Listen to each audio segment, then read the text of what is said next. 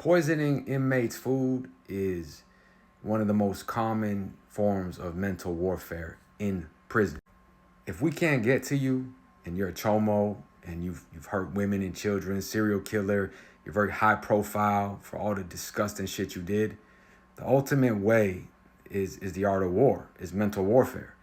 And it starts off with putting anything in their food because the COs don't give a fuck. They want to see you suffer.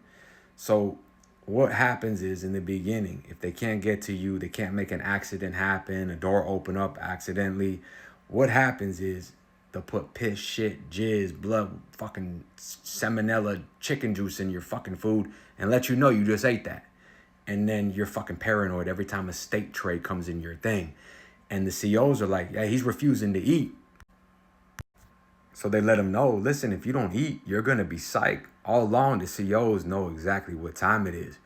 So now you're forced to eat whatever shit they put in, literally shit in your food. And you don't know if you're getting sick because they might not have poisoned it. They might have.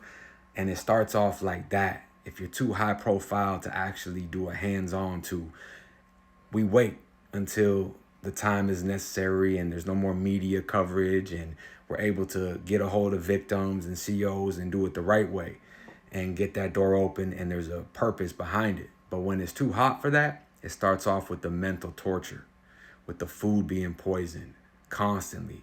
Then a little time goes by and the COs start really just isolating you from society.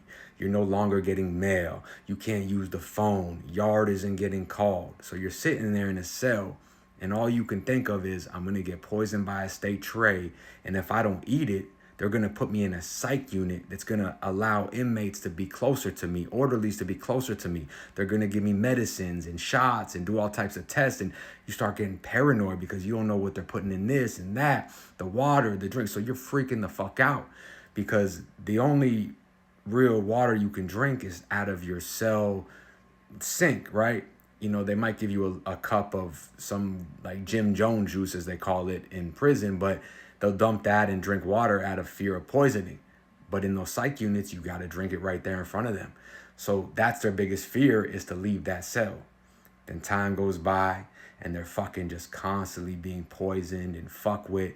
Dudes are opening the cell and taking that Dookie 5000 shampoo bottle, spraying it right in your face, constantly just being tortured and tormented.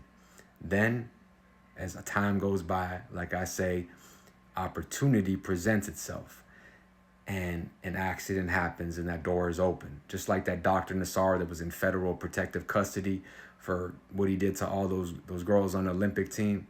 He got stabbed up 30 some odd times in a blind spot and the COs couldn't respond for 20 odd minutes.